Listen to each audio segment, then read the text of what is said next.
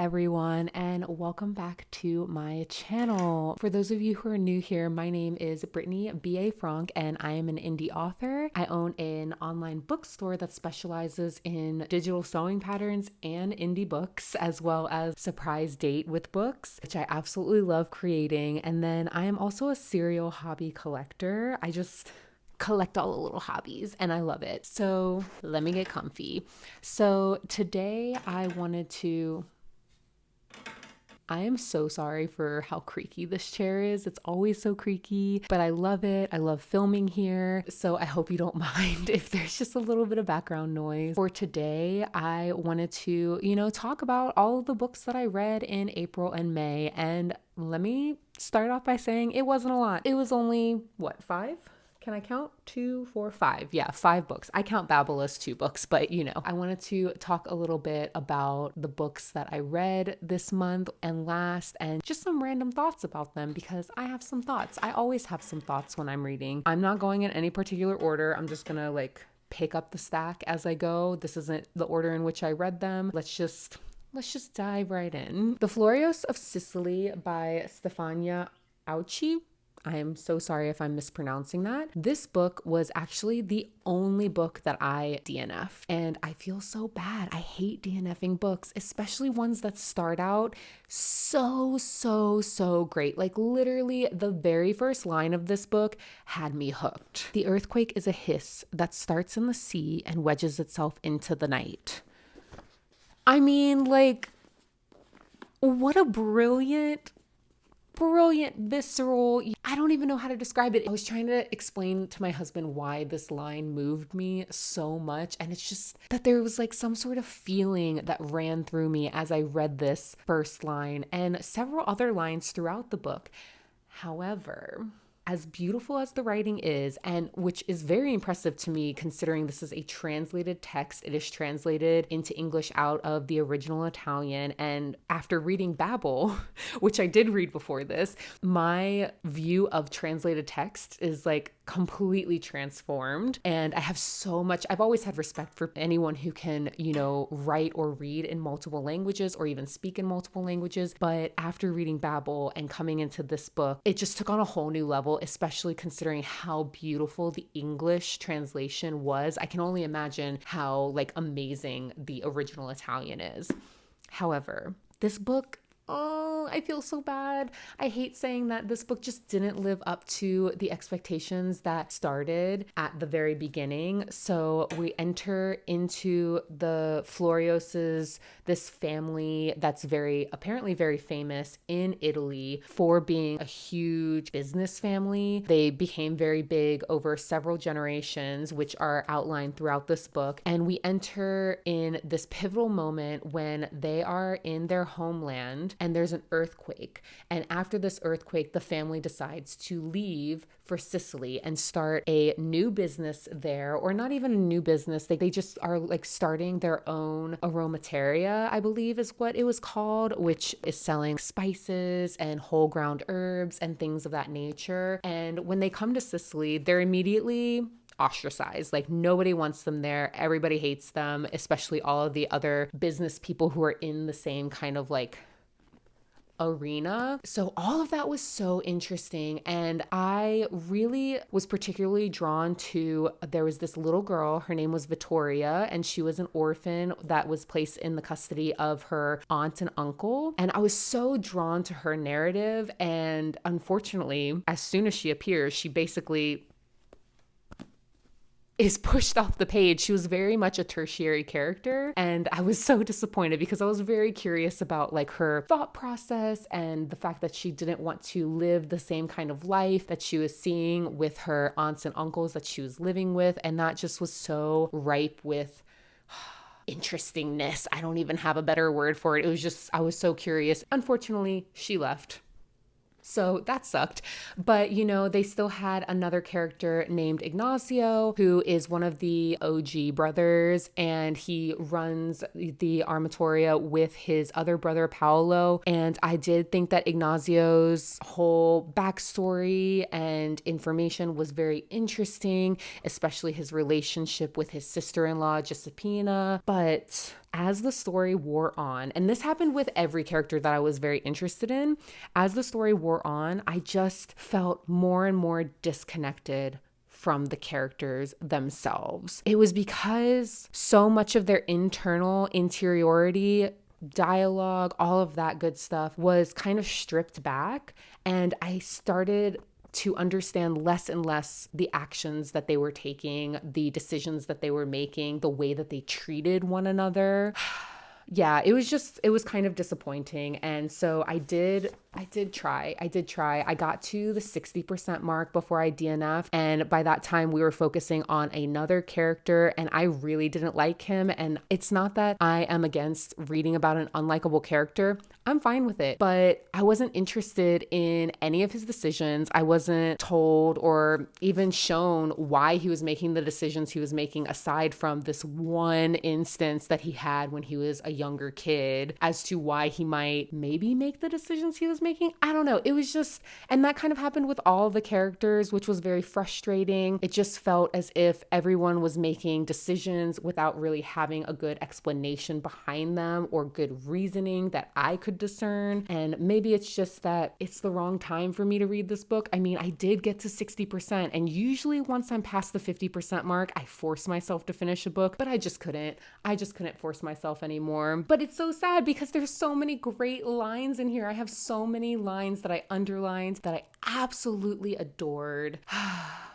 I don't know. Maybe I'll pick it up again in the future because I was given this by a friend who thought that I would really like it. And I mean, it started off really good. It did. This is one of the few books that I did leave a full-on review on my blog. I will link that below if you want to read it because I'm much more eloquent there than I am right here. I had a lot to say, even though this was a DNF, which doesn't always happen. And so if you're interested in finding out more about why I DNF'd it and my reasoning and like the pros and cons of this book, please feel free to check it out via that link below. All right, so I recently, literally just a few days ago, finished The Great Gatsby by F. Scott Fitzgerald. And yes, this is something that I believe I read in high school. I mean, who didn't? I think that everyone had this in their lit class, but it was interesting reading it as an adult. And I don't have much to say about this one, only because I think that I made a mistake. It was on me. I made a mistake. So I read half of the book and was like really getting into it, very interested in how the story structure is panning out. I picked it up mainly because I am interested in writing novellas, and this is constantly referenced as a great novella to look at. So I was looking at pacing and how the story was being told. And I mean, kudos to F. Scott Fitzgerald because he can really create, this book was really like fast-paced, but also you felt like you actually understood where everyone was coming from. You get a lot of interiority from the characters without very many words, which I think is a feat in and of itself. As an overwriter, I think that F. Scott Fitzgerald is very good at keeping everything neat and concise and still packing a punch. However, my mistake was in that I decided to watch the movie, the new one with Leo DiCaprio, Tobey Maguire, without having finished this. And that really kind of messed up the latter half of the story because so much in the movie was changed. Yes, there's a lot that was like kept, but so much of the movie was different than the book. So much interpretation went into the movie that is not in the book. And it just kind of made it hard for me to separate the two. So as I was reading, I kept expecting what happened in the movie to have happened in the book, especially in the latter half, which is where they kind of diverge the most. There's something in my brain that I cannot watch the movie at the same time as reading the book or even before reading the book. So my fault. Totally my fault. Also, another thing with classics is that, I don't know, classics and me are just really a challenge because it feels like there's just so much going over my head with these books. I don't know if it's because I'm out of practice or what, but I just feel like when I'm reading a classic book, there's stuff that I know is being told to me or like shown to me, and it is just flying high over my head. However, I do plan on keeping this one and rereading it again. It is less than 200 pages. So, it's a super quick read. It's enjoyable to get through and to just kind of see this moment of history captured in the 1920s, bootlegging, jazz age, this kind of separation between all of these people who are very rich but feeling very lost in their lives. I don't know. It's an interesting story, and I will definitely come back to it and not watch the movie because, yeah, that ruined it for me. So it is really hot in here today. It's so wild. We've been getting so much rain. That's why it's so dark, but it's also been just incredibly hot and humid. It reminds me of Louisiana, which is where I'm from, and it just reminds me of walking out and being able to cut through the humidity like a physical cake. So this next one is actually probably my favorite read of the entire 2 months, and it is Sirens Muses by Antonia Angress. Wow, I am just really terrible at these names today. So I got this in Mexico. I just think that a book from a specific place is always going to remind me of that place, and I absolutely love this cover. And I picked it up because it was painterly. I just love textured covers. I really do. I feel like that's missing from a lot of modern covers nowadays. It's why my cover, I hired someone to paint the actual cover, and I have the paintings in my house. I absolutely love them. And so I thought that was really cool. And then when I read the back, seeing that it's about art school, it's about academia, there's a sapphic romance in it, and all of these different things, I was like, yes, check all my boxes, please. I immediately loved this book. There is so much. Where do I even start? There is so much about this book that was just amazing. And let me just start from the beginning, I guess, because yeah, my brain is like, when I get into a book that I'm really excited about, my brain ping pongs in a million different directions because I want to tell you everything. And right now, calm down, Brittani. There's time. This story follows 4 separate characters, all within the art community. So 3 of the characters are attending an art college in, where are they? They're in New England. I know that they're definitely in New England. I can't remember exactly which state, but they're somewhere in the Northeast, and there are 3 students and 1 professor. So it's following these 4 characters as they're navigating the beginnings of their art career. And in the case of the professor, he's trying to revitalize his not totally dead art career, but it's getting there. Like, he's not very relevant anymore. And so we open up immediately on an art critique. And let me just say, I did go to art school. And so if you went to art school, or you thought about going to art school, or you are an artist in any capacity, this book is for you. You don't have to be a painter like everyone in this book is. I'm not a painter. I went to school for fashion design, but I still got so much out of this. And we are opening up on an art critique, and it just brought me right back to school. In our first year, we had to take foundation classes, and it was, figure drawing and working with all of the different materials like pastels and charcoal and pencil and all of these different things. So opening up on a critique just brought me back. And I loved the painterly way in which this artist wrote her scenes. They were just so picturesque. You could really envision everything and the art itself. And this woman, from what I read, is not a painter. She is not that kind of artist. She's a writer. But to be able to write about the painting process without actually being a painter, I think is even more impressive, because I just felt like I could see each of these paintings in my mind, and it was so good. It was so good. I want to own these paintings. If there's an artist out there who wants to paint any of these paintings, please do so. Please share it with the world, because they are amazing from the descriptions alone. Also, I think that the reason that I really connected with this story is because, in particular, the first character that we kind of start the story on and end the story with is from Louisiana. I did not know this going in, that she was going to be from Louisiana. I too am from Louisiana. I too went to art school. I too struggled with payments, and so she is the only character, or the only main character here, that didn't come from money aside from the professor. But he is more, again, established in his career. He's kind of more set, whereas Louisa, this character, is just getting her foot in the door and struggling and figuring out where it is that she has a place in this artist's world considering from her background. And so I really connected with that. I don't know. There's just so much I could talk about this book. I literally have like 4 pages of notes from this story alone. The author did such a great job of bringing up a lot of questions about art, especially as it pertains to who has access to it, who is able to afford to go to art school, because I find it very interesting that art, once you're in the real world and making art, you're not making money, or at least most people, the majority of artists are not making money, right? Because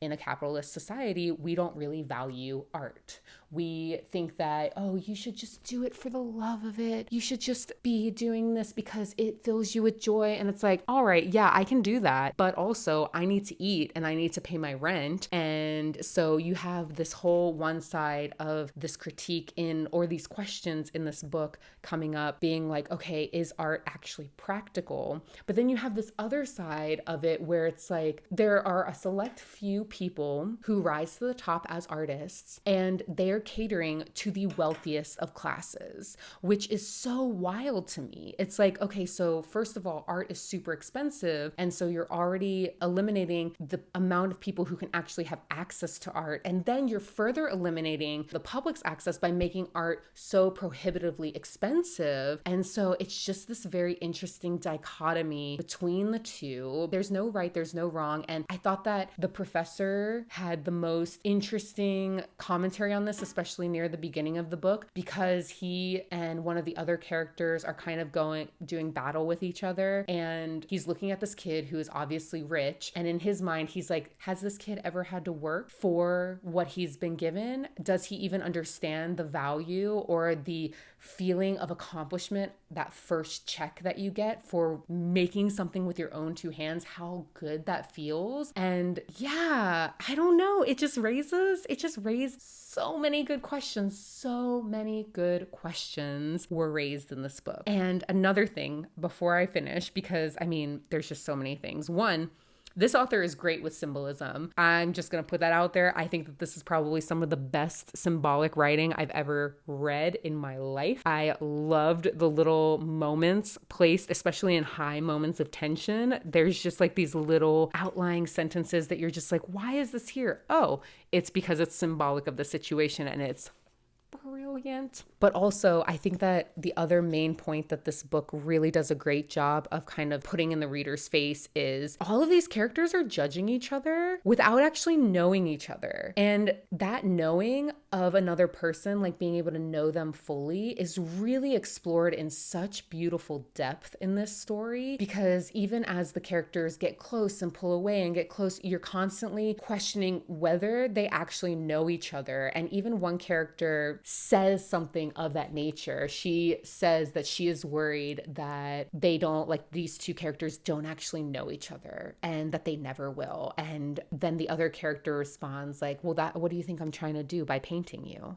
And I just thought that was so brilliant and so beautiful. And it's something that I think about a lot in my own writing. And that's why I think that I am so drawn to writing, is because we will never know another human being the way that we know ourselves. And even in trying to get another human being to know and to understand the inner workings of our minds, it's impossible, because I don't know about you, but I struggle with understanding how to articulate what is going on inside of me sometimes. And we all speak differently. For example, me and my husband talk about this all the time. We both talk to each other and we will be having arguments or, discussions, and it will take us forever to realize that we're actually saying the same exact thing in totally different ways. I'm going to just end with this quote that I really loved from the book, from one of the characters. Her name's Karina, and she says, I think about how I'm preserving myself in my paintings, different versions of myself. I don't know. I love that. That quote really got to me. And that's what I think about when any kind of art. I think that the artist is leaving a big piece of themselves at that particular moment in time in their artwork. And I've got chills. Anyway, so So good. Just putting a brief interlude in here because I wanted to talk a little bit more about the reasons why I loved Sirens and Muses, and something that I really think that the author did right in her rendition of this story. It is from 4 different perspectives, and usually I don't like multi-POV books, especially if they're under like 400 words or so, because I find that when you split a book into multiple perspectives, you don't get enough time with any of the characters to actually like feel what they're feeling, to understand their plight in the world, or to really get a good instance of their backstory and how it pertains to how they're reacting right here, right now. However, I do think that Antonia did this so brilliantly, like so brilliantly. I actually want to reread the book just to study how it is that she did this, because each and every character I felt was a complete entity of themselves. I felt for them. I really understood where it was that they were coming from, even when they were making terrible decisions, when they were doing the shittiest of things to each other, and the fights that were happening. There was enough meat to the story and enough meat to the characters to really understand them and to really feel for them. And yeah, I thought that Antonia did this just so brilliantly, and it made the book very, very pleasurable. And for me personally, I had no problem with any of the characters as far as reading their story. Yes, some of them were very problematic, and that was, in and of itself a crappy thing. However, do you hear that plane overhead? However, even though there were some shitty characters and some shitty moments from these characters, you knew enough about why they were doing what they were doing that you at least understood. It wasn't just being a crappy character for the sake of being a crappy character who you just want to write off. At least in my opinion, I really felt like there was enough backstory to understand where they were coming from. It didn't make it right. It did not make their actions acceptable, but I understood. And I think that that's all that I'm looking for in books, is understanding where a character is coming from. And that's the reason that the Florios of Sicily I wound up DNFing, is because it did not have that. I did not understand where the characters were coming from or why they were making the decisions that they were making. It just seemed like they were being shitty to be shitty. So yeah, just wanted to pop on to talk about that a little bit. Back to the reviews. So I read Snow Falling on Cedars by David Gutterson. I am really botching these names today. I should have looked them up before I started talking. Anyway, it's been on my bookshelf on my TBR for a little over a year, and I am a part of a book club that meets in Atlanta run by the amazing Megan. I absolutely love her. It's called the Atlanta Book Group, and I read this because they had it listed as their monthly pick. And I was like, oh my gosh, this is actually on my TBR. This is great. I really heard great things about this. I carry it in my shop because of the great things that I've heard about it. But I really didn't like it. Oh my gosh, I don't know why. And it's so interesting because we all gathered for this book club, and there was a very interesting theory slash thing that came out as everyone arrived. We asked, did you like it? Did you not like it? And there was like a pretty big split. So all of the men who came were down, they liked. All of the women who were at the club were either neutral or did not like the book. And so I was in the camp of really not liking it, which is interesting because it was really the writing choice that I did not vibe with. I think that the information and everything that the book talks about, especially with regards to, you know what, let me back up. I should probably tell you what this book is about, shouldn't I? Can you tell that I'm not used to reviewing? Snow Falling on Cedars follows this trial that is happening in, I think it's like the late 1950s. It's post World War II, so maybe 1960s, post World War II, and a man is on trial for the murder of another man. They all live in this fictional town off the coast of Seattle, and it's a very small island made up primarily of fishermen and strawberry farmers. And so it follows this trial of a Japanese man who has been accused of murdering a white man. This is happening right after World War II, after the internment camps, after all of the Japanese citizens of this island had been sent off and then came back, found their way back to the island. So the book does a really good job of showcasing this internalized racism that is kind of pervasive from World War II leading up to this point in time, and how those like negative biases against people who look different play out, especially in the fact that this man was accused of murder, and a lot of it at the beginning is very circumstantial evidence. It's just like, oh, this happens to look like something that I've seen a Japanese soldier be able to do. And it's just like, okay, but is that fact? It is very interesting in that regard. I will say that as much as I did not like the writing of this book, it did allow for a really, really rich discussion amongst our book club. Like, I will give it that. It was so good as far as talking about all of these nuances and intricacies of these people that we're following and their feelings towards one another, especially the main character Ishmael, who is in love with a Japanese woman, but also had to go overseas and fight Japanese people and kill them. And so he like loves and hates the fact that she is Japanese. And it's just so interesting and so heartbreaking. However, the writing did not do it for me. Ugh, I am usually someone who absolutely adores descriptive writing. Like, give me a scene, describe everything in it, and I will be the happiest person in the world. However, for some reason, this was such a slog to get through the descriptions. And I think part of it is because when I say I like descriptive writing, I like descriptive writing within reason. I want it to be descriptive, but I want it to also mean something. I want it to connect to the plot in some way, to the characters in some way. But in certain areas, this reminded me kind of Donna Tartt in The Goldfinch, which I also did not like. And that's probably a very hot take. Like, please don't come at me for that. But I didn't like it because it didn't feel like the descriptions were there to lend to the story. It just felt superfluous. That's what I felt with this. However, I will say that what David does really well is the atmosphere of this very gloomy, kind of snowy nature versus man. I thought that that was interesting, and I really did like that. Oh, and I will say that some parts of it were very triggering as far as, I mean, we are depicting war, we are depicting people getting killed in the most grotesque of ways, and especially with the racism involved, there was just a lot of description that I didn't want to read. I am a very visual person, and so a lot of the visuals still haunt me. And I finished this like a month ago, and it just makes my stomach roll with some of the things that people did in this book. And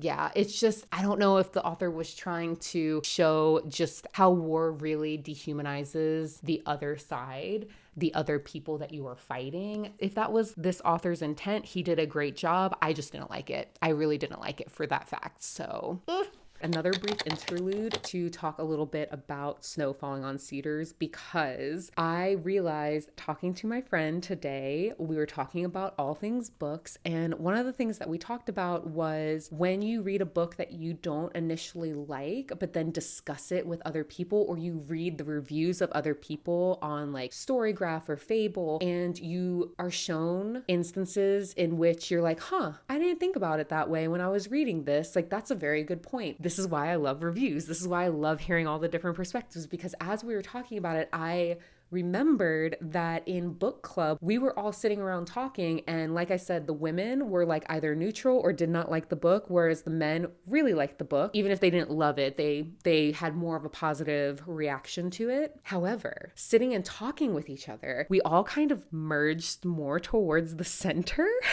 In that we were all talking about it, and the ones of us who didn't like the book started all of a sudden coming up with things that we actually enjoyed, all of the positives that we took away from the book, whereas those who really liked the book came away and were like, oh, you know what, this is a very negative aspect and I didn't like that. So our opinions actually shifted and changed and grew and expanded. And I just think that that's, again, the brilliance of doing reviews, of keeping an open mind, of listening to different perspectives in regards to reading, because it just makes the whole discussion interesting. It really expands what it is that you initially thought about something. It shows you if you're actually open to listening to another person's opinion on something that is different from your own. This is why I love book reviews. It's why I love discussing books, because you walk away having learned something new, having shifted your perspective, and what's bad about that? All right, again, back to book reviewing. The very last book that I want to talk about is Babel by R.F. Kuang. And going into this book, I had really high expectations. I was very excited about reading it. My friend actually sent me this copy because she read it and she loved it. And I understand the reasons why she loved it. However, as great as the first half of this book was, the book fell short for me by the end. So to start, this book follows... I forgot what the main character's name was. This book starts off with a young boy named Robin who is being brought from China to live in England underneath the care of a professor who happens to work at the Institute of Babel, which is a fictional place that is all about translation. So the whole premise of this book is that when you are translating from one language to another, there's always a little bit of something lost in translation because there are very few words from certain languages that directly translate into the other language. So you can kind of capture an approximation of that, but you're never going to get the exact word from one language to another. And that is where the magic of this book lies, like literal magic, because the translation, the lost, the in-between of that translation is where real magic comes from. And the magic is transcribed into these bars of silver that bring this magic about. And so throughout this book, we're kind of learning about this magic system, and we're following young Robin as he grows up and he is learning these different languages. He's going to school. He does get into Babel and he starts working there, and we're discussing a lot of what translation even is. And that was the part of the story that I was so keen on. I absolutely was obsessed with it. I loved the fact that I learned something new. I learned so many new things, and it actually made me so interested in, it made me want to go get a degree in linguistics, because I just think it's so cool that there is no direct translation between languages. I do think that it's so interesting that when other people from other languages and other cultures talk in their language or we're translating it, that it's never going to be a direct representation, and that the translator's job in translating writings, translating the actual speech of a person directly, it's all about figuring out how close to the original speaker's intent do you want to stay versus how much do you want to translate into the other language and have it be more digestible to that listener. So I thought that that was really interesting, especially in regards to fictionalized works, because as soon as I finished Babel, I picked up my first translated text of the year, which was Leo Tolstoy's Anna Karenina, and they had a whole section in the front pages from the translators themselves, and they were talking about everything that was talked about in Babel. And so I do think Babel is really wonderful in that it touches on so many amazing, I don't know if amazing is the right word, so many important topics such as colonialism and who has the right to access certain languages and exploitation of indigenous cultures and their heritage and the things that make them uniquely them, especially because there's this question throughout the book of why is it that Britain is able to hoard all the wealth and the resources by using other countries' languages, other cultures' languages. They're literally, in a way, strip mining those countries of their top scholars and bringing them to Britain and then keeping that wealth within Britain. And I thought that that was such an interesting thing to be talking about, especially with regards to something so intangible as language. It's kind of reminiscent of intellectual property and just the fact that people will come from all over the world to study at at certain universities, and they are bringing their minds and their intellect and their talent from their home countries to other countries. And then usually those other countries are trying to retain them. They're trying to keep them there. Meanwhile, disparaging against all the people of the country in which they came from. And that happens a lot throughout this book. So Robin is really stuck in these two worlds of not feeling like he belongs either to China or to Britain. And